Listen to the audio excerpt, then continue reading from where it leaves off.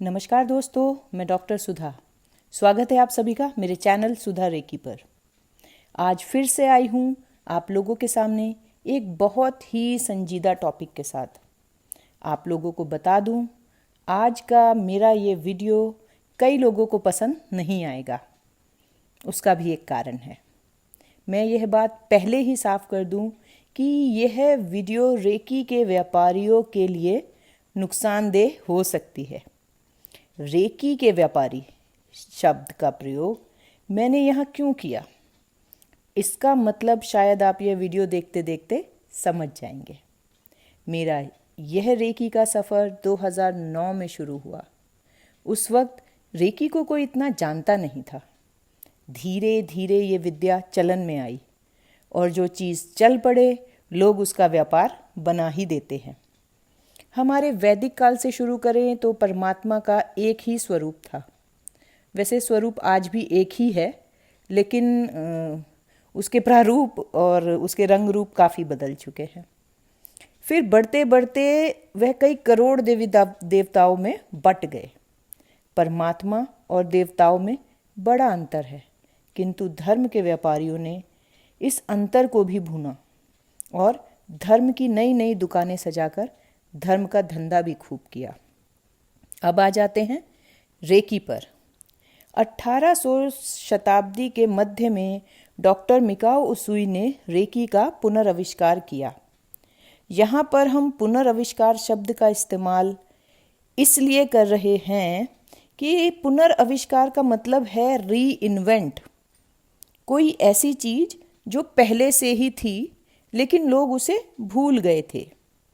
उसे एक नए तौर पर एक नए नाम के साथ फिर से लोगों के बीच लेकर आए। शुरुआती तौर पर डॉक्टर मिकाओ उसुई ने रेकी के 4 सिंबल बनाए और अपने शिष्यों को रेकी हीलिंग सिखाई। जैसे जैसे ये विद्या आगे बढ़ी, कई मास्टर्स ने अपने खुद के कुछ सिंबल बनाए और रेकी विद्या का भी विस्तार किया। लेकिन कहते हैं जब आप धर्म या अध्यात्म के मार्ग पर चलते हैं तो माया आपके पैर पकड़ ही लेती है और लाखों में से कोई एक होता है जो माया से अपना पैर छुड़ाकर सत्य के मार्ग पे आगे बढ़ता है। रेकी करने वालों के साथ भी यही हुआ। माया ने अपना रूप दिखाया और लोगों को भ्रमित करना शुरू कर दिया। आज रेकी के नाम पे हमें 33 करोड़ देवी देवताओं से भी ज़्यादा रेकी के नाम आप कह लीजिए मार्केट में आ गए हैं। पिछले 5 सालों में मेरे कई स्टूडेंट्स मुझसे पूछते हैं कि मैम फला रेकी क्या होती है, ये कोई नारायण रेकी सिखा रहा है, कोई Lakshmi Ashtalakshmi reiki, karmic reiki और past karma reiki, lotus flower reiki, 7 रंगों की रेकी, जैसे हमारे 7 चक्रों के रंग होते हैं। लोगों ने उन चक्रों के कलर के नाम के फूल के साथ लगा लगा के रेकी को अलग अलग तरीके के नाम दे दिए हैं। कोई लव रेकी, मनी रेकी, काला जादू रेकी, अमीरों की रेकी, 5 स्टार होटलों में सिखाने वाली रेकी, एटसेट्रा एटसेट्रा। कई लोग Shiv reiki, Krishna reiki, Ram reiki, Ganesh reiki, और इनमें से कुछ दुकानदार ऐसे हैं जिनका दावा ये है कि सपने में स्वयं परमात्मा ने आके या नारायण भगवान विष्णु ने आके, भगवान शिव ने आके इनको स्वयं इन शक्तियों से अट्यून किया है और अब ये अवतार रूपी मास्टर लोगों को कुछ अनोखा और कुछ चमत्कारी विद्या प्रदान करेंगे। नए नए कोर्स डेवलप किए जा रहे हैं। हलवाई की तरह तरह तरह की रंग बिरंगी मिठाइयों से रेकी की दुकान सजा के रखी हुई है और मिठाई पर अपना लेबल लगाकर ये रेकी के व्यापारी धड़ल्ले से अपनी दुकानें चला रहे हैं। रेकी एक है, जैसे परमात्मा एक है। समय, काल और धर्म के अनुसार परमात्मा के विभिन्न नाम और पंथ बनाकर भी हम उस ऊर्जा को खंडित नहीं कर पाए। तो रेकी को आज नए नए नाम और जामे पहनाकर आप उसे खंडित नहीं कर सकते। रेकी इस ब्रह्मांड की सर्वोच्च ऊर्जा है।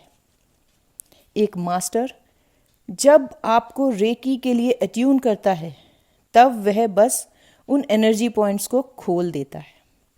रेकी ऊर्जा को फिर कैसे इस्तेमाल करना है ये आपके मास्टर की गाइडेंस और आपकी साधना पर निर्भर करता है।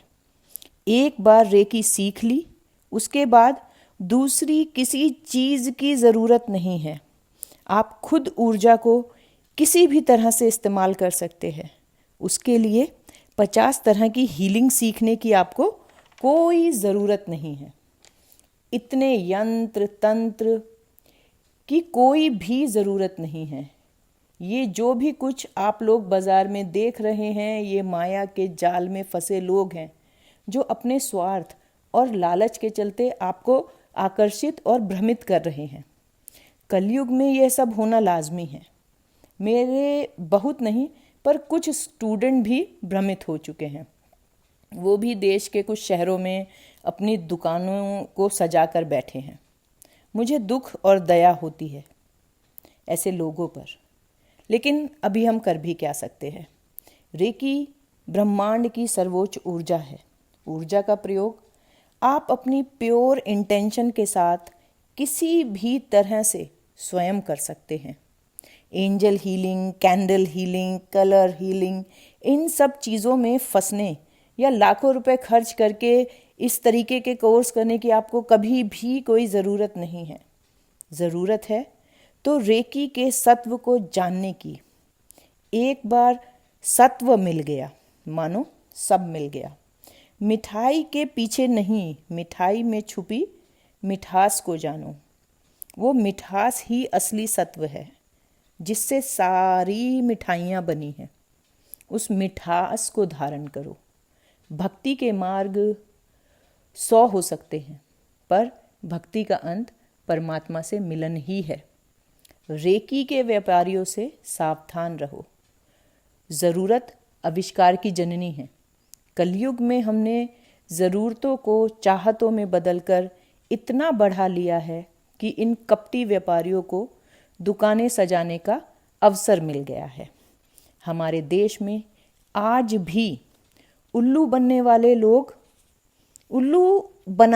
लोग कम हैं, क्योंकि उल्लू बनने वाले लोगों की तादाद बहुत ज़्यादा है। आप उल्लू बन रहे हैं तो ये लोग बना पा रहे हैं। रेकी का एक ही रूप है, एक ही स्वरूप है। ज़रूरत है ऊर्जा को पहचानने की और उसे अपने तथा दूसरों के भले के लिए इस्तेमाल करने की। रेकी सीखने के बाद कोई स्विच वर्ड, अफर्मेशन और हज़ारों सिंबल के कोई कोर्स करने की आपको ज़रूरत नहीं है। एक सही मास्टर आपको सही रेकी का प्रयोग सिखाता है, आपकी ज़रूरत के हिसाब से, आपकी जेब नहीं काटता। इन दुकानदारों से बचें और अपनी रामायण स्वयं लिखें। कोई भी रेकी मास्टर किसी भी भगवान का अवतार नहीं है। वो कोई चमत्कार नहीं जानता और ना ही आपको कोई सर पे हाथ रखकर मुक्त करा सकता है। अपना रास्ता आपको अपनी साधना से स्वयं तय करना है। रेकी के चाशनी में डुबोकर लड्डू बनाने वालों से आप सावधान रहें।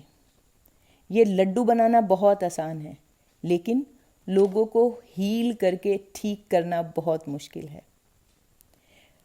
50 लोगों को नोट्स देकर रेकी सिखाना कोई बड़ी बात नहीं। किसी को रोग मुक्त करके उसे अंधविश्वास से बाहर निकालना एक मास्टर का परम धर्म है। कृपया अपने धर्म का पालन करें। दोस्तों, ये वीडियो कम ही लोगों को पसंद आएगा, लेकिन अगर मेरे शब्दों ने किसी को भी आहत किया हो तो मैं पहले से ही माफ़ी चाहती हूँ। और अगर एक भी रेकी मास्टर इस वीडियो को देखकर आज के बाद अपने स्टूडेंट्स को रेकी का सही ज्ञान देगा तो मैं समझूंगी कि मेरा ये वीडियो जो बनाने का प्रयास था वो सफल रहा। आज के लिए इतना ही। अगर ये वीडियो आप लोगों को पसंद आया तो इसे शेयर कीजिए, ज़्यादा से ज़्यादा इस वीडियो को शेयर कीजिए, जिससे कि सही रेकी की अवेयरनेस को आप ज़्यादा से ज़्यादा फैला सकें। फिर मिलूँगी आपसे अगली वीडियो में। तब तक के लिए नमस्कार।